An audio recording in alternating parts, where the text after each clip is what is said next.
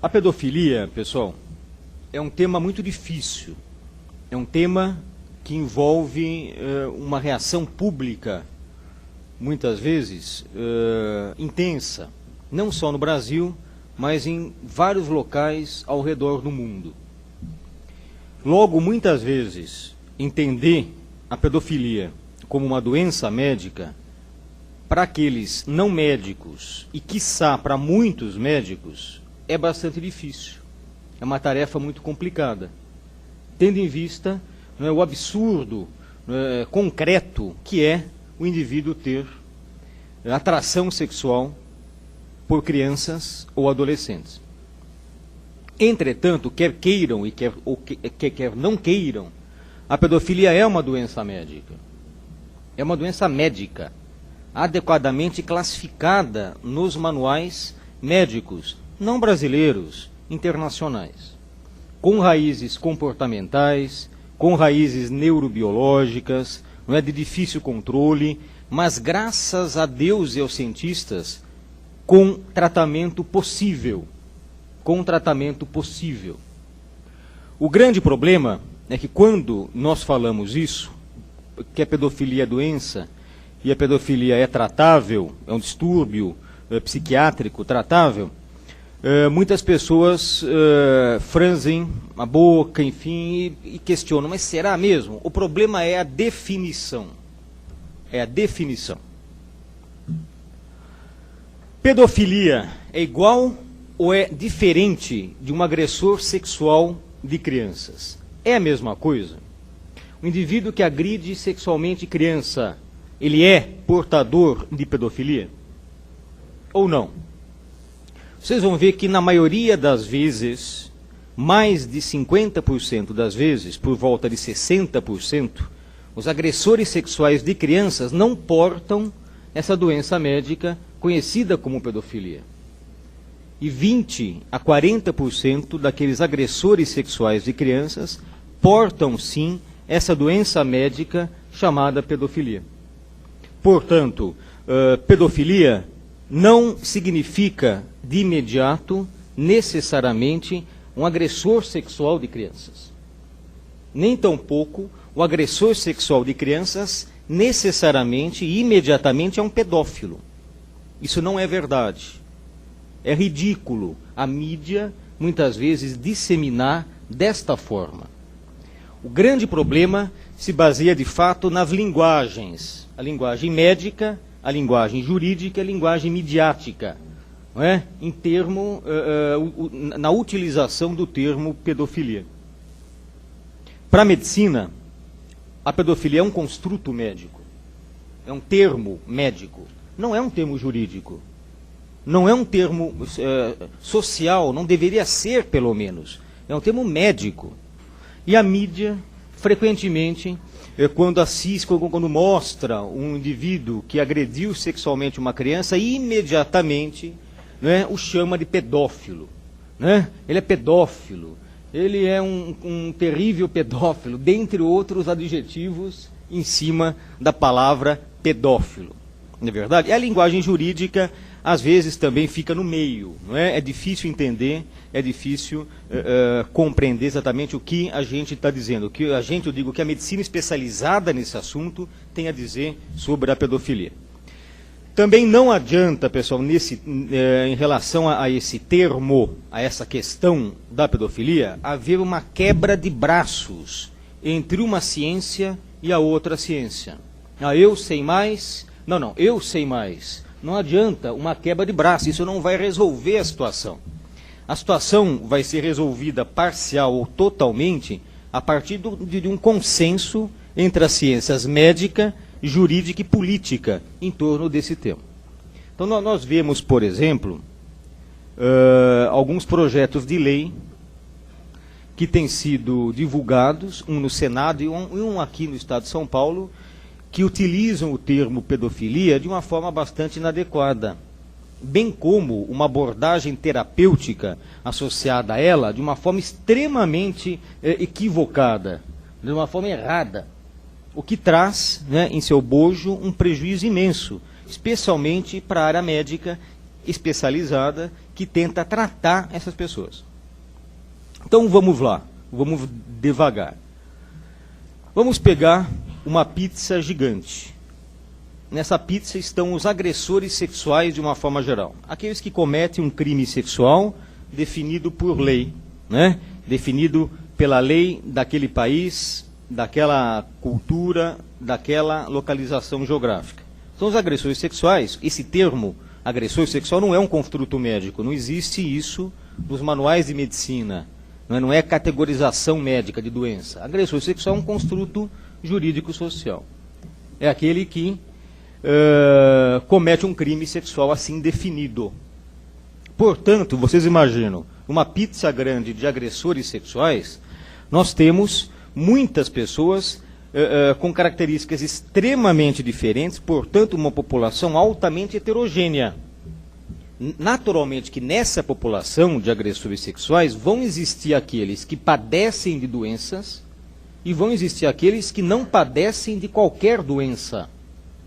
Existe um estudo que eu gosto de citar, que é uma meta-análise, esse do Curtin e Louvain, em que em estudos diferentes de vários agressores sexuais ao redor do mundo, 33% a quase 70%, a variabilidade é grande porque depende da amostra de agressores utilizados. Então, de 30% a quase 70% não tem quaisquer transtornos psiquiátricos diagnosticáveis. Não tem quaisquer. Ok? No Brasil, todos nós sabemos que 4% dos sentenciados hoje estão servindo pena, estão cumprindo pena por crimes sexuais violentos.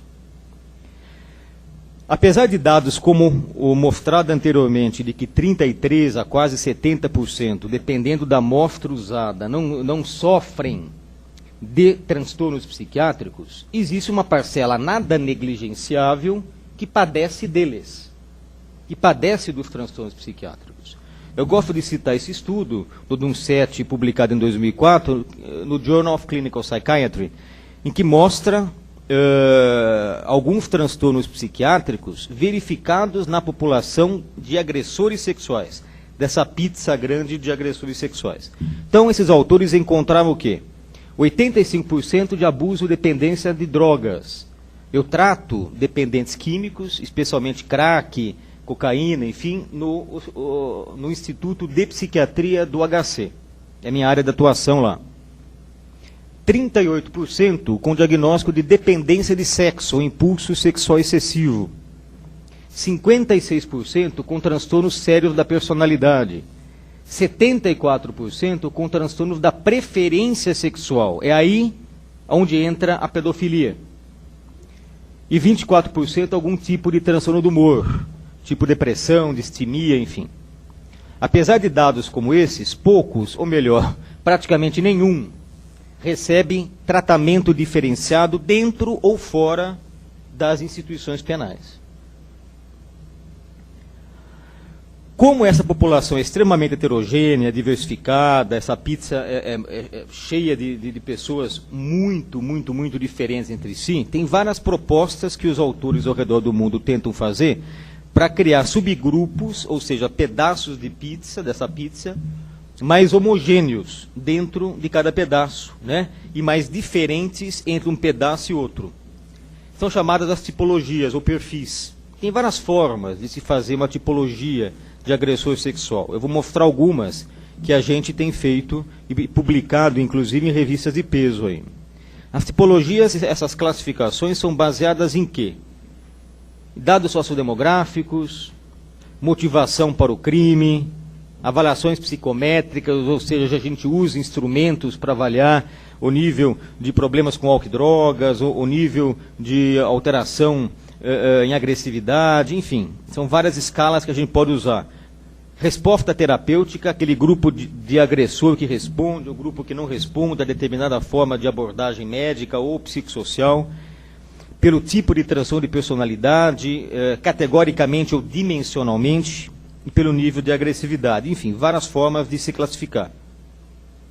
Uma das classificações mais interessantes, vamos aí agora começar a dividir essa pizza, né, os agressores sexuais. Então vamos, ao invés de pegar essas tipologias várias, essas fatias várias da pizza, vamos dividi-la em dois.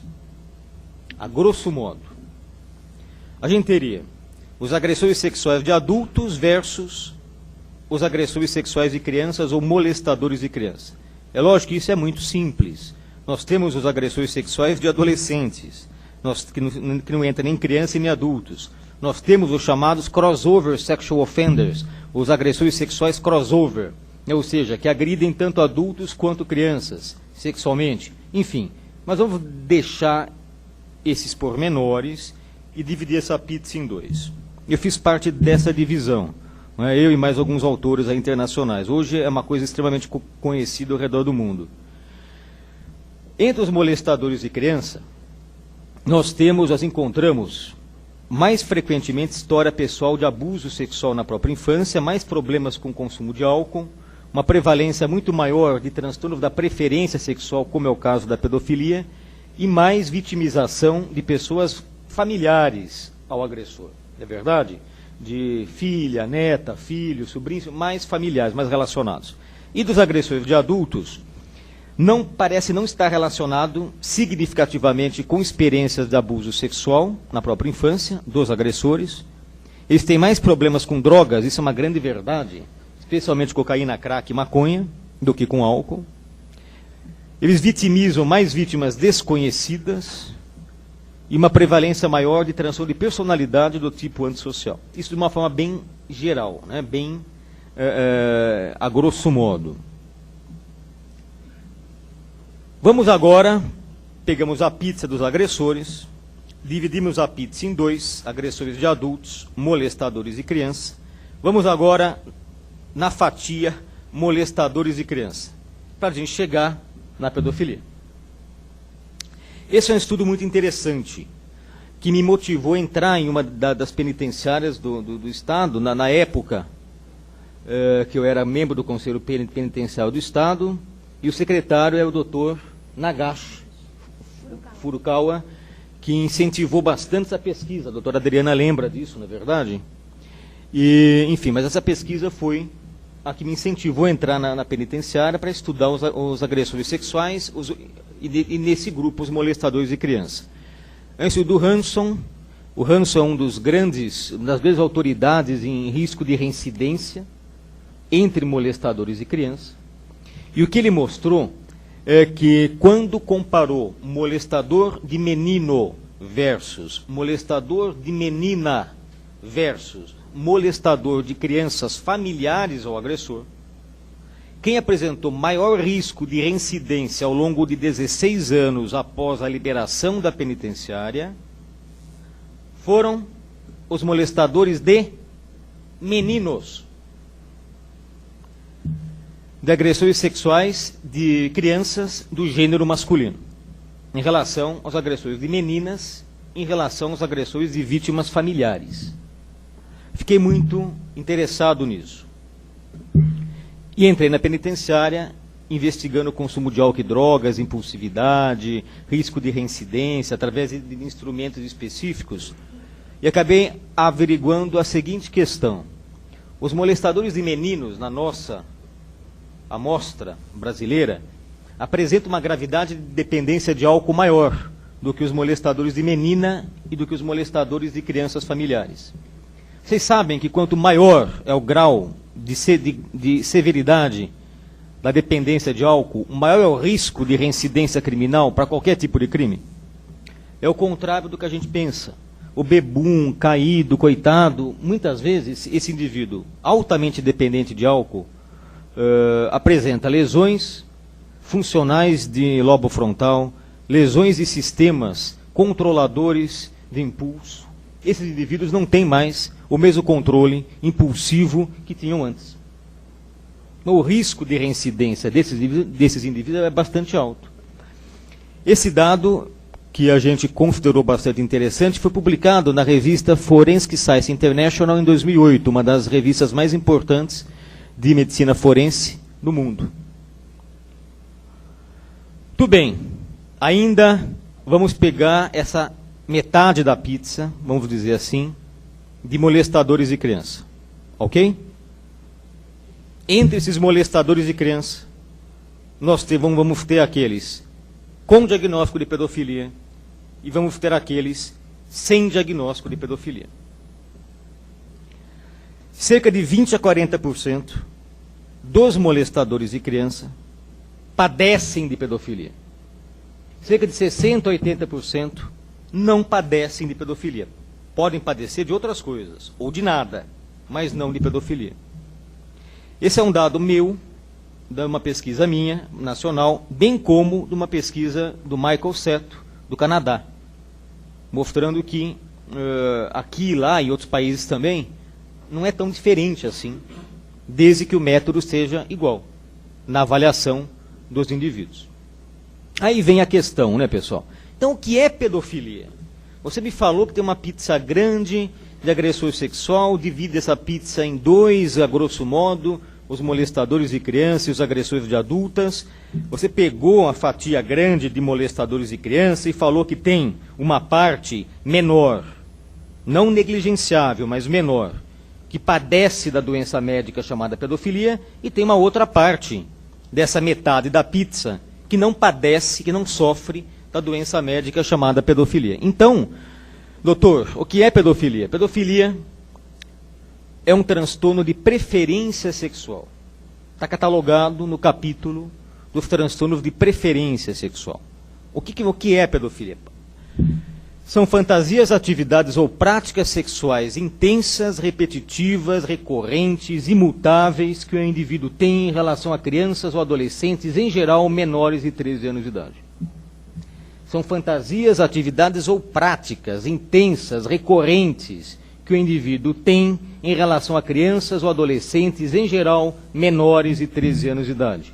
O indivíduo que padece disso, ele não tem de vez em quando uma atração por uma menina ou menino de 12 ou 13 anos de idade. Não é isso. O indivíduo tem recorrentemente, intensamente, de forma incontrolável, essa atração sexual por crianças ou adolescentes. Isso é imutável com as experiências sofridas. É imutável com as experiências sofridas em função desse impulso, em função desse desejo. Vejam bem, fantasias, atividades ou práticas. Então, existem indivíduos portadores de pedofilia que não têm relações sexuais com criança? Existem. Existem. Muitos deles permanecem apenas nas fantasias masturbatórias. E mesmo se casados, quando têm relações com as suas parceiras ou parceiros, utilizam-se de fantasias sexuais envolvendo crianças para atingir o orgasmo. Então, é correto dizer que pedofilia é crime? Sim ou não? Não. Não é correto. É incorreto. Pedofilia não é crime. Pedofilia é doença. O que é crime, doutores? É estupro, né? Antigamente atentado violento ao pudor. Isso é crime. Pedofilia, me desculpa, é doença que tem que ser tratada. A predominância de pedofilia é em homens. Já atendi algumas mulheres portadoras de pedofilia. Elas são terríveis, terríveis. Mas a predominância é masculina. Cerca de 50% dos indivíduos portadores de pedofilia é casado. E quando eu trato os indivíduos portadores de pedofilia, a esposa vem ao tratamento junto. Junto. Desejando a melhora do seu. Frequentemente o indivíduo sofre demais de uma parafilia ao mesmo tempo. É pedofilia misturado com um certo sadismo sexual, às vezes, que a gente vê, ou misturado com um certo fetichismo, ou voyeurismo, enfim. Dificilmente a pedofilia vem sozinha. Dificilmente. Como eu falei, a pedofilia está classificada nos transtornos da preferência. Quais são esses transtornos da preferência, além da pedofilia? Tem o fetichismo, o sadismo sexual, o masoquismo sexual, o froteurismo, enfim. Tem vários tipos de parafilias. Que muitas vezes, naturalmente é assim, como qualquer doença, existem níveis de gravidade.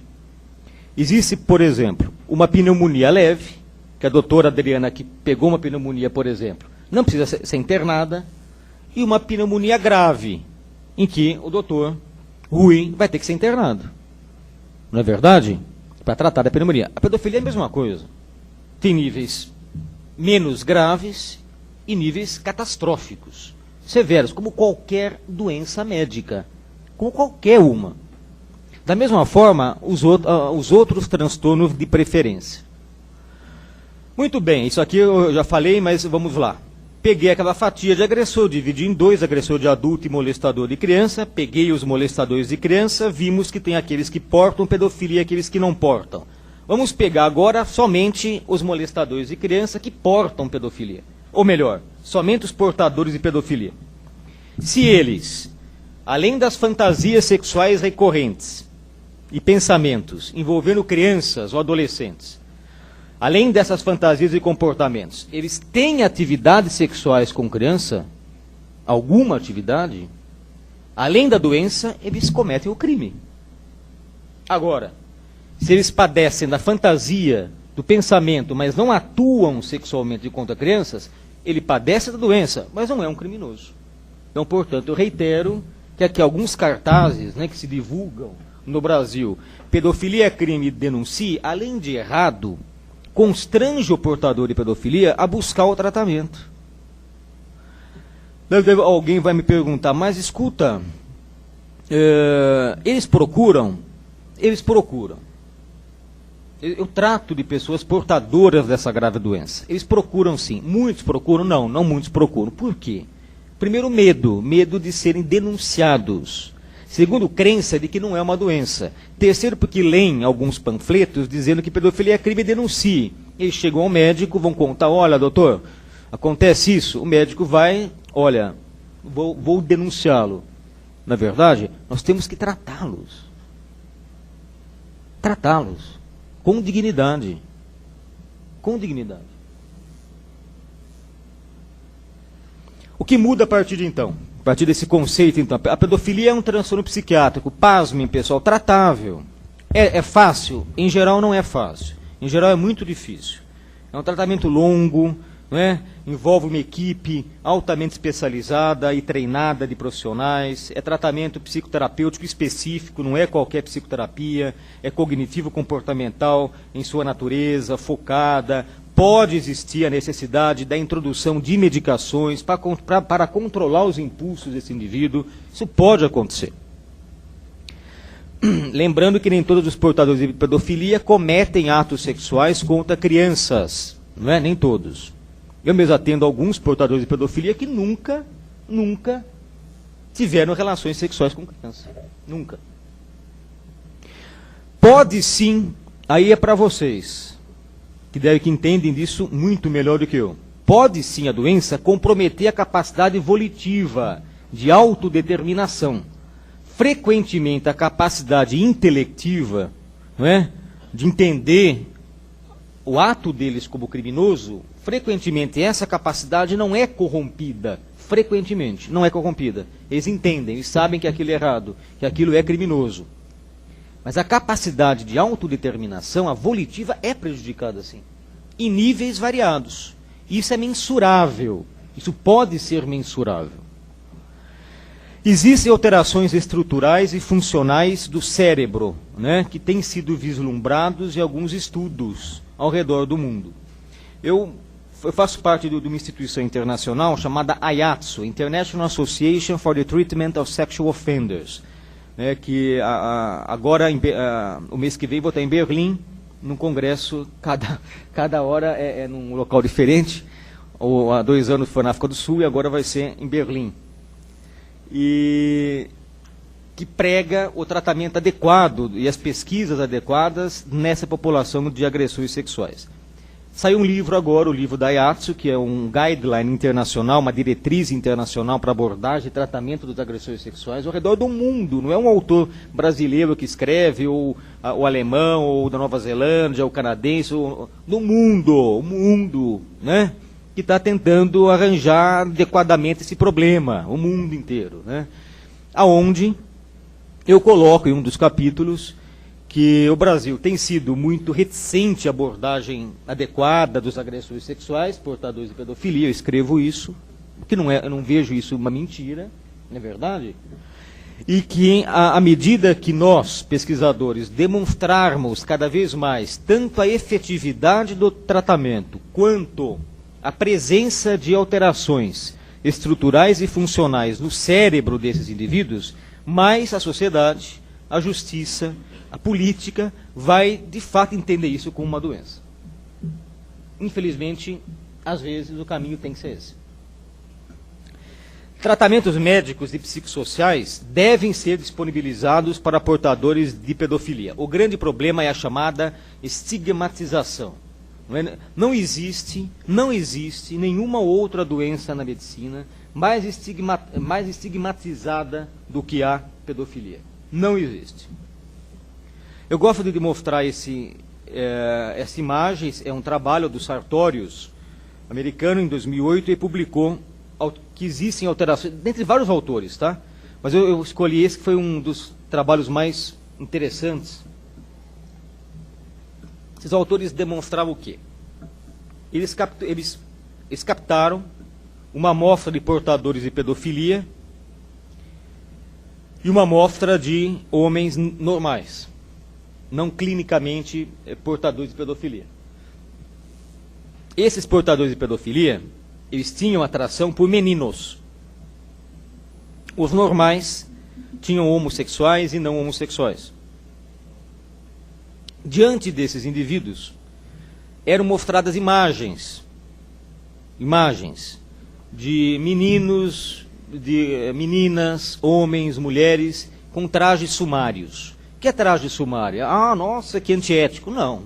Nós vamos a uma loja de departamento, C&A, Renner, pega as fotos de menino com sunga, menina com biquíni, essas fotos, essas, tá? Nada antiético, nada grosseiro. E mapearam, não é, com tomografia por emissão de pósitrons, o cérebro desses indivíduos, quando estavam vendo cada imagem. Essa imagem que vocês veem é uma sobreposição de várias imagens dos indivíduos portadores de pedofilia comparados aos não portadores de pedofilia, diante de imagem de meninos. E a gente vê que, comparativamente, os portadores da pedofilia homoerótica apresentavam uma ativação diferente em região de amígdala cerebral, região de controle impulsivo, região de controle dos instintos, de regulação afetiva. Mostrando que esses indivíduos, dentre outros trabalhos mais refinados que saíram depois desse, apresentam alterações funcionais cerebrais. O outro slide, o próximo slide eu vou pedir, como eu já pedi para a OAB, para não ser gravado, tendo em vista o aspecto ético do slide. Tudo bem? Tudo bem da mesa? Ok? Certo, doutor Adriano? O que eu vou mostrar para vocês? Eu vou mostrar um transtorno da preferência sexual, aonde está a pedofilia, só que não é propriamente a pedofilia, mas é como funciona clinicamente esses indivíduos. É um paciente meu, ele autorizou, tá? Para propósitos acadêmicos, que nós mostrássemos a imagem. Essa imagem. O que é isso? É um indivíduo. O que é isso? Você consegue reconhecer? Que parte do corpo é essa? Não, não é o ânus. Não. Não. Isso é um mamilo.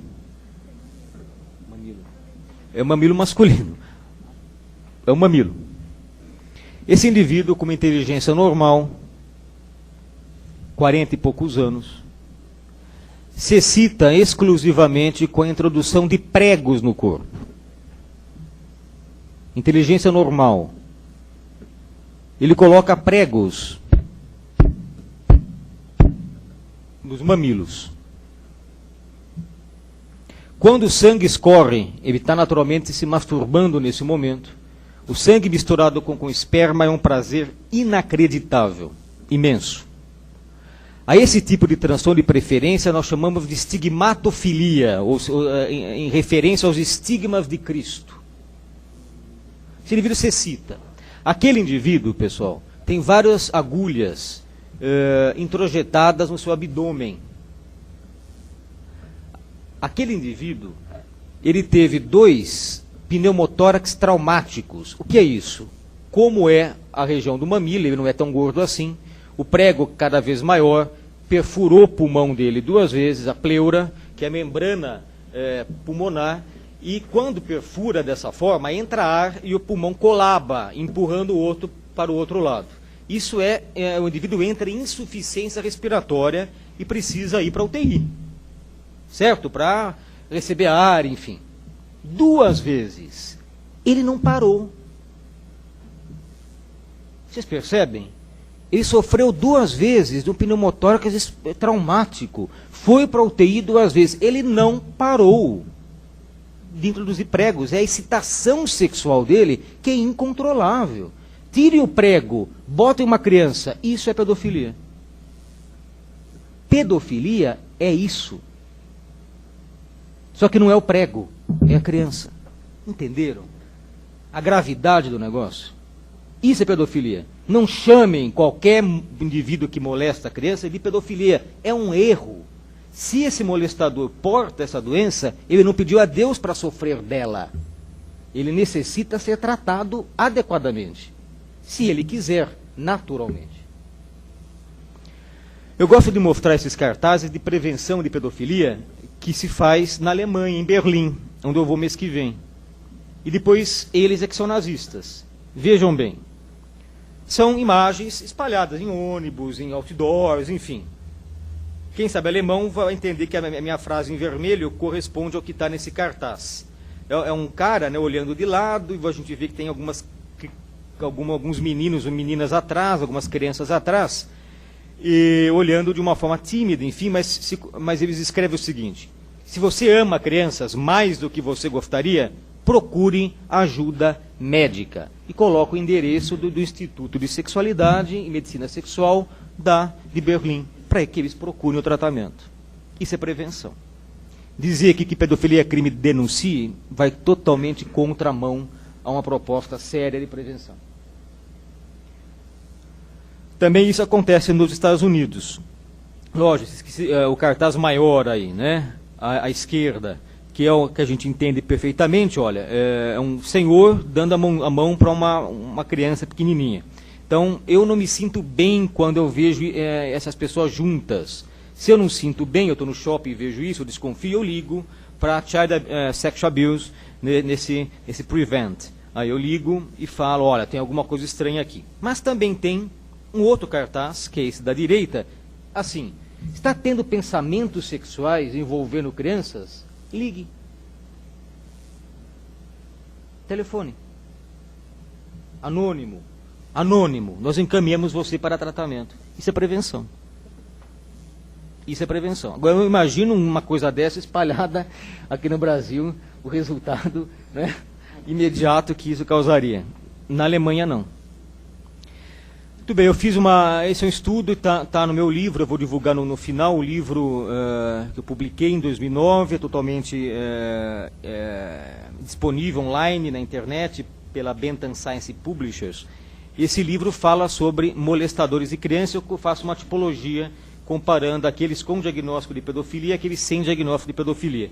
O que a gente encontra é que aqueles com diagnóstico de pedofilia, dentro de uma penitenciária, naturalmente, né, eles mais frequentemente vitimizaram meninos. Tem mais nível de impulsividade sexual. E impulsividade geral também, não é? Então, dentre outras características. Aqui eu mostro também nesse livro diferenças, mas eu faço uma análise estatística um pouco diferente, não tão univariada, uma stepwise logistic regression, e que eu verifico que impulso sexual maior e envolvimento de vítimas, ao mesmo tempo meninos e meninas, mas tendo o fator masculino no meio, né, fala mais a favor dentro de uma penitenciária, com molestadores de crianças, do que aquele indivíduo sofre ou padece de pedofilia. Vejam bem, eu fui dar essa mesma aula, com algumas diferenças, no Ministério Público do Estado de Brasília. Lembra, Adriana? Lá do distrito, né? Muito legal, eu lembro a doutora Daniela, muito coerente, muito séria. E lá havia vários promotores extremamente instigados em saber como eles poderiam desconfiar de que um preso molestador de criança poderia padecer desta doença e assim favorecer o encaminhamento para uma avaliação. Eu fiquei extremamente feliz quando eu vi isso, extremamente feliz, porque eu vejo que esses conceitos cientificamente embasados, não foram inventados por mim, pela doutora Adriana, pelo doutor Rui, doutora Clarice, ninguém aqui inventou nada disso, funcionam, estão surtindo efeito em algumas regiões do país. Eu respondi o seguinte para a doutora, não foi a doutora Daniela que perguntou, foi um outro promotor de uma cidade satélite, lá de Brasília. Respondi, olha, você se desconfiar, ou se teve uma molestação, ele molestou alguma criança, peça uma avaliação. Ah, mas não tem suficientemente médicos, especialistas lá para a gente pedir. Bom, então, olha, existem algumas coisas, alguns critérios dentro, vejam bem, deixa eu falar isso, dentro de uma penitenciária, onde se concentram molestadores de criança, que chamam mais a atenção. Chamam mais a atenção, né? Quais são? São 4 itens. Anotem, por favor. Que também tem que lembrar. São 4 itens. Não, eu vou anotar também, para não esquecer. O primeiro, idade da vítima menor que 11 anos. Segundo, número de vítimas maior do que 2. Maior ou igual a 2, a 2. Vítimas, alguma vítima não relacionada, não familiar ao perpetrador. Não familiar ao perpetrador. Quer dizer, desconhecida do perpetrador. E gênero da vítima. Se for masculino, o risco é maior. Faça o seguinte, são 4 itens, né? O item 1, idade, tem peso 1, número de vítimas maior ou igual a 2, tem peso 1, vítimas não relacionadas ao perpetrador tem peso 1, e o gênero da vítima masculino tem peso 2. Se o indivíduo tiver um score maior ou igual a 3, o índice de suspeição aumenta. Naturalmente que isso não é diagnóstico, o diagnóstico é clínico, o diagnóstico é difícil, o diagnóstico é um processo longo, né? É um processo complicado, mas chama mais atenção. Esses itens constituem o chamado Sexual Screening for Pedophilic Interests, é um screening sexual para interesses pedofílicos. Foi publicado pelo Michael Seto, foi organizado pelo Michael Seto, que é do Canadá. O Michael Seto, ele pesquisou bastante se esse score de 3 ou mais tinha alguma correlação positiva com o diagnóstico feito lá nos Estados Unidos e Canadá e alguns países da Europa através da chamada falometria, ou pletismografia peniana, que a gente não usa aqui no Brasil por várias razões, né? Mas é uma forma de se diagnosticar também indivíduos portadores de pedofilia. Enfim, chama atenção. Tá? É um índice de suspeição apenas. Tá ok? Existem algumas tipologias, né? Algumas classificações também de agressor sexual que usa drogas. Alguns agressores que usam drogas. Droga é um problema muito sério também dos agressores, álcool e drogas, muito sério. Eu atendo em parceria com a doutora Adriana Nunes, da Fundação Casa, né, doutora? Alguns jovens da Fundação Casa que cometeram alguma infração do tipo sexual. E muitos deles, para não sair da regra, especialmente aqueles que agrediram mulheres adultas, têm graves problemas com drogas, especialmente cocaína crack. E os de criança, aqueles que molestaram crianças, 4, 5 anos, podem até ter, mas em geral eles têm uma outra característica. Eu até brinco com os meus residentes no ambulatório, brincadeira saudável naturalmente, que chegando um paciente na sala de espera, a gente consegue detectar mais ou menos qual é a vítima dele. Os molestadores de crianças, eles têm um déficit de habilidade social, uma vergonha muito maior, uma interação social extremamente evidente. Os agressores de adultos, não, em geral. Às vezes, pelo comportamento na sala de espera, a gente consegue detectar qual a provável vítima. Mas assim, muitos usam drogas. Em estudo do Pelg Belenko, em que 53% da amostra deles era usuária de álcool e drogas, 17% só álcool e 30% não tinha nenhum problema com drogas. Esse é um estudo meu, eu publiquei no Álcool e Alcohólicos em 2006, que eu fiz a mesma coisa. Só que a gente viu que 20% da amostra de agressores adultos sexuais tinham graves problemas com álcool, graves problemas com drogas e alta impulsividade. 20% tinha grave problema com álcool, não tinha problema com droga e nem impulsividade alta. E quase 60% não tinha nenhum problema com álcool e drogas. Se faltam recursos para investir nessa população, nos 100%, em quem eu poderia investir então? Nos 40%. Vocês concordam? Isso é para isso que serve tipologia, para a proposta de saúde pública. Se eu não tenho dinheiro, ou eu não quero, porque não produz votos, essa é a verdade. Isso eu não sei quem diz também. A literatura científica fala: tratar agressor sexual não produz votos. Não produz votos. Não é? Tratar, não. Outra coisa talvez produza. Prender, enfim. Né, doutora?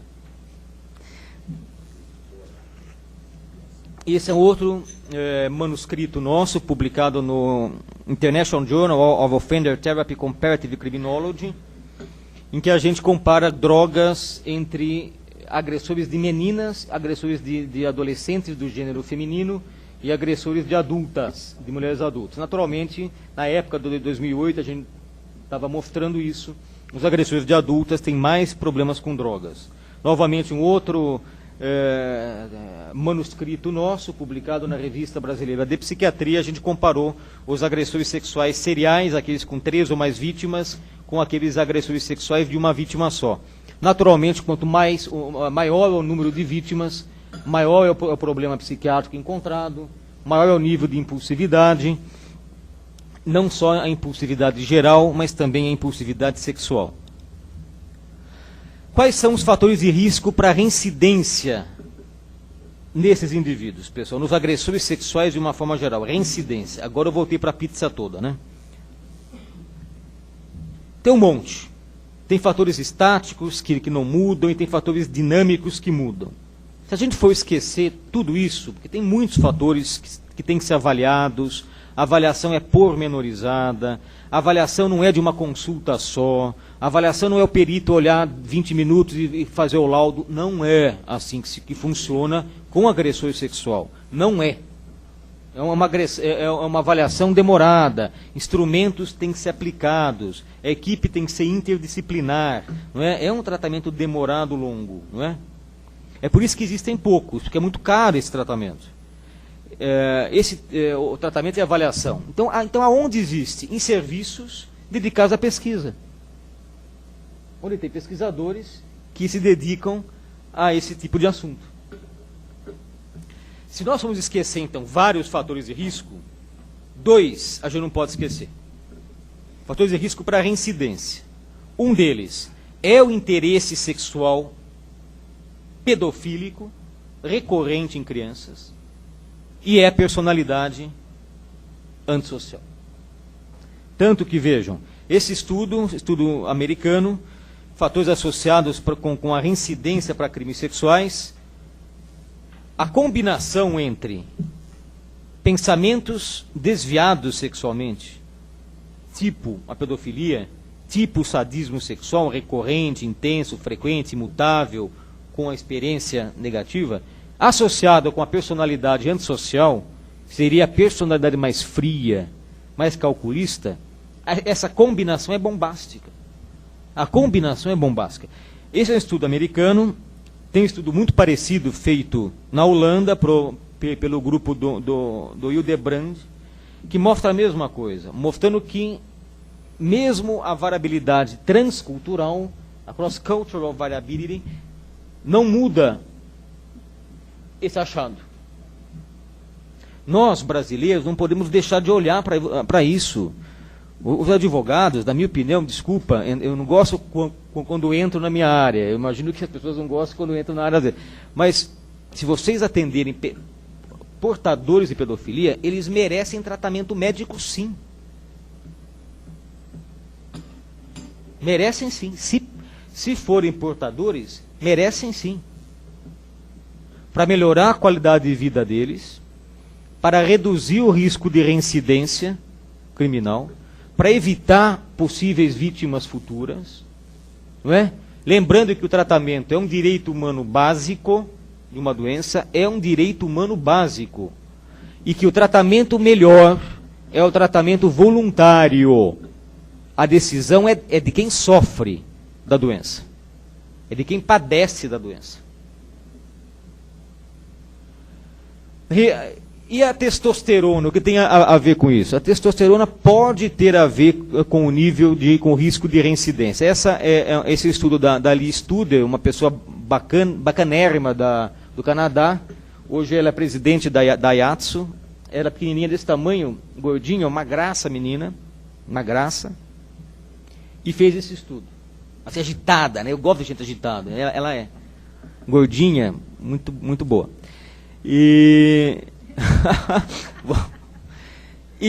ela averigou o risco de reincidência à testosterona. O que ela viu foi o seguinte: não adianta nós pensarmos que aqueles agressores sexuais com alto risco têm maior nível de testosterona do que o valor normal. Isso não é verdade, quando comparado aos agressores de menor risco de reincidência. Entretanto, apesar de ambos terem o nível de testosterona ou de outro andrógeno na faixa de normalidade, parece, segundo o estudo dela, que aqueles com maior risco apresentam um nível maior de testosterona ou outro andrógeno do que aqueles com menor risco, mas dentro da faixa de normalidade. Isso significaria, a priori, alguma alteração patoplástica de receptor de andrógeno, que aconteceria em indivíduos com alto risco quando comparados aos de baixo risco. Em relação à pornografia, o consumo de pornografia é ruim? O consumo de pornografia não é ruim de uma forma geral, não é. Entretanto, para aqueles agressores sexuais com maior risco de reincidência, isso medido, isso avaliado por instrumento específico, o risco de reincidência não é avaliação apenas clínica. Eu acho que não é. Se eu avaliar um agressor sexual quanto ao risco de reincidência, o Rui avaliar quanto ao risco de reincidência, o poder da minha análise e da dele, do ponto de vista clínico, é basicamente igual. Não é válido isso em países civilizados.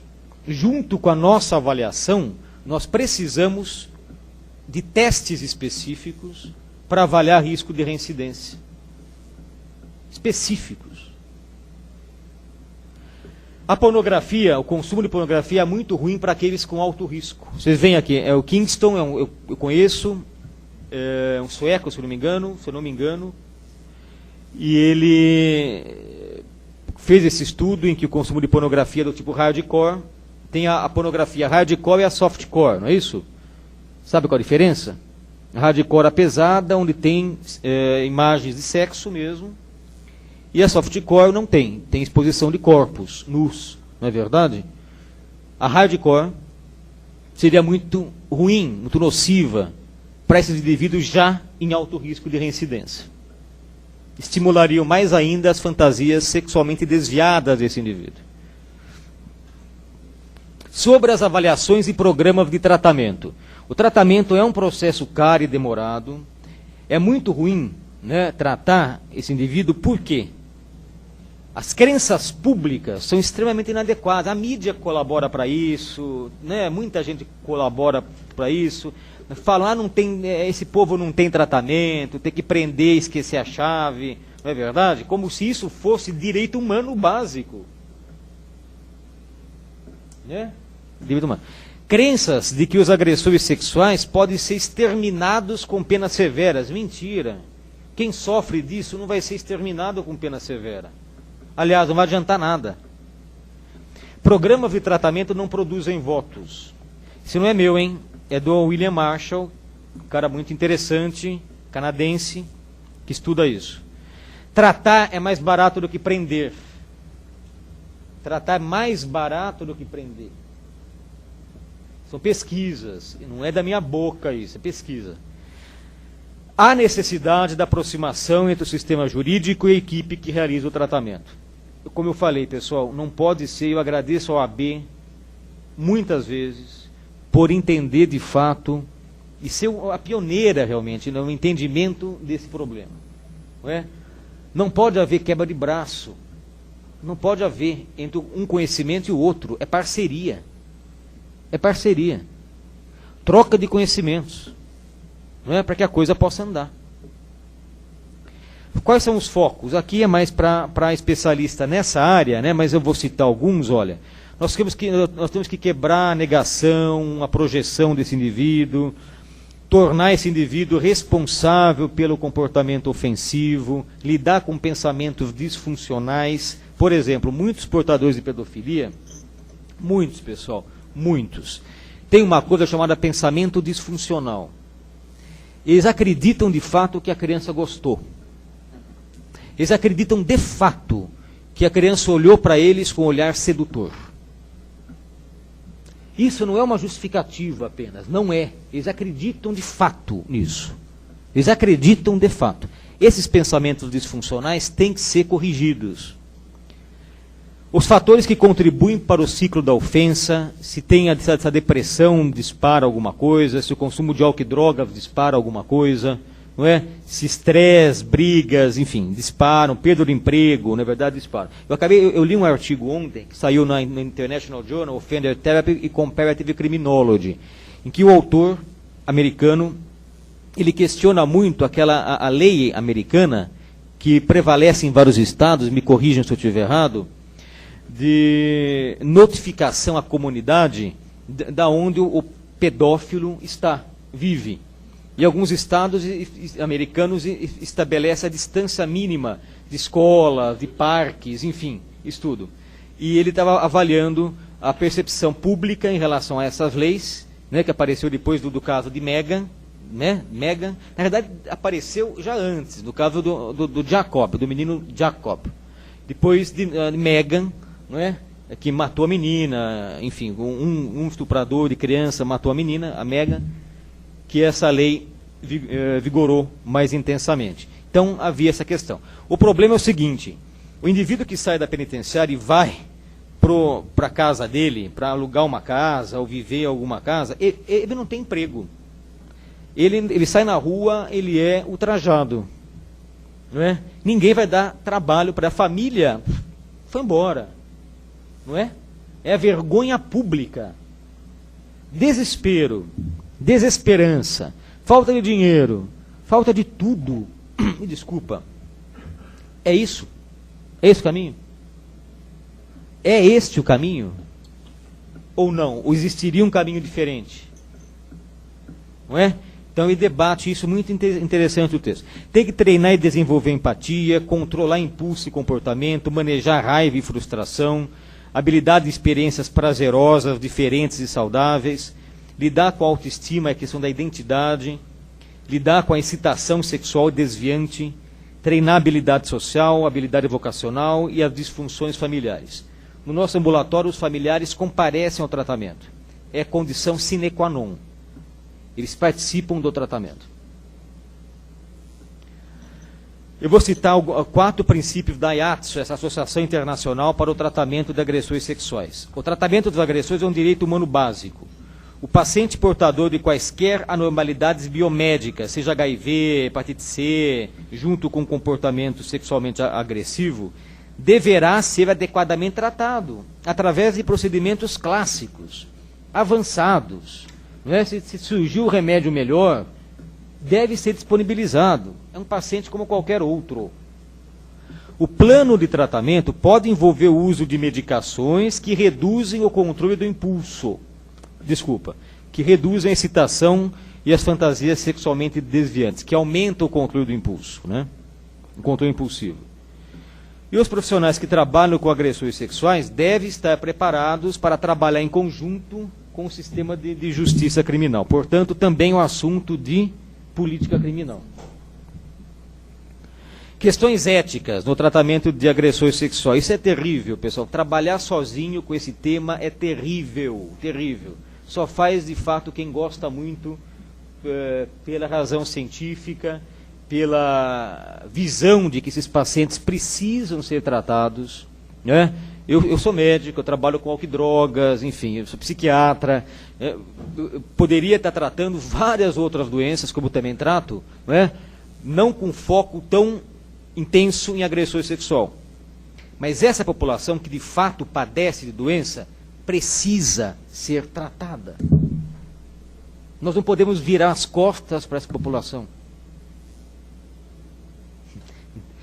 Profissionais de saúde devem atuar como tratadores e protetores públicos. Não é verdade? Tem que tratar e tem que evitar que esse indivíduo reincida, né? Todos os passos necessários devem ser tomados para ajudar esse indivíduo, esse paciente. Algumas vezes, os profissionais podem ser obrigados a reportar o caso ao Ministério Público, não é? Às vezes, o paciente, ele tem um alto risco de reincidência, ele avisa, olha, hoje eu vou pegar alguém, né? Mas é lógico, pessoal, que todas as medidas devem ser tomadas antes da denúncia. Por exemplo, se o risco está muito alto, né, o controle do pensamento, do impulso não se resolve, existem alguns passos anteriormente à denúncia. Quais são? Internação. Internar esse indivíduo, né? E que eles querem. Doutor, muitos chegam e falam: doutor, eu não consigo, eu não estou conseguindo. Eu não estou conseguindo. Internação. Chamar membros familiares. Mais membros familiares. Trocar ou mudar a medicação. Não é? Mudar o curso do tratamento psicossocial. Isso não sou eu quem está inventando. Isso é tudo cientificamente embasado. Lembrete, o dever de proteger não é o mesmo do que o dever de denunciar. Nós estamos protegendo esse indivíduo e protegendo a sociedade se o tratamento é bem feito. Conclusões. Fantasias sexualmente desviadas, as parafilias, como a pedofilia, e o número de ofensas sexuais prévias, ou seja, quanto mais ofensa, né, pior, são fatores importantes, preditores ou preditivos da agressão sexual futura. Novamente, o comportamento antissocial e quanto maior a impulsividade desse indivíduo, são fortes fatores preditivos para a reincidência criminal, também para crimes não sexuais. Associação entre fantasias sexualmente desviadas, pedofílicas, por exemplo, mas não só, e personalidade antissocial, especialmente autoimpulsividade, que eu chamo de fator 2, aumenta o risco da reincidência e da perigosidade. Instrumentos específicos de avaliação, associados com a avaliação clínica do agente, devem ser sempre considerados. Nunca apenas uma avaliação clínica. Avaliação clínica associada com a aplicação de instrumentos específicos. É importante diferenciar agressão sexual de criança com e sem pedofilia. Não é novamente, eu reforço isso, eu já tenho falado isso várias vezes, né? Eu acho que uns 3, 4 anos, né? Tenho falado isso, tenho visto alguns resultados. Mas não acreditem em mim. Leiam assuntos sérios, né? Aqueles com pedofilia devem receber tratamento médico e psicológico especializado, sempre respeitando os pilares da bioética. Autonomia, a beneficência e a justiça. Sempre, é possível. Tratar os agressores sexuais custa menos do que apenas prendê-los. Novamente, nenhum de nós é contra a aplicação de pena. Muito pelo contrário, nenhum de nós é contra. Nós somos contra a falta de abordagem adequada. Infelizmente, mal-entendidos e preconceito contribuem para a falha da ciência médica e jurídica. Isso eu escrevi num paper que publiquei em 2009, no Journal of Sexual Medicine, em que eu falo sobre um outro assunto, sobre transexualismo em adolescentes, não é, o porquê, os prós e contras do tratamento hormonal em transexuais adolescentes no Brasil, E eu cito isso aqui como mal entendidos e preconceito. Esse é um estudo que eu aconselho que vocês leiam, tratamento de agressores sexuais parafílicos no Brasil, questões e controvérsias, é meu e do Arthur Guerra de Andrade, que é o meu chefe na Faculdade de Medicina do ABC, e eu publiquei no International Journal of Forensic Mental Health, em 2009, e onde eu falo as dificuldades todas em manejar os agressores sexuais portadores de pedofilia no Brasil. Isso o mundo inteiro sabe. E eu publiquei um livro também, esse livro está totalmente available, disponível na internet, Drug, Sex and Crime, Empirical Contributions. Vocês podem entrar no site www.bentham.org/ebooks, esse número enorme, index.htm. São 10 capítulos, onde 3 são sobre agressores sexuais, com pedofilia e sem pedofilia, jovens agressores, álcool e drogas entre agressores sexuais. Um é sobre penitenciária feminina, que é o trabalho que a doutora Adriana pretende desenvolver em breve, né? Trabalho de pós-graduação, stricto sensu. Enfim, é isso. Obrigado, pessoal.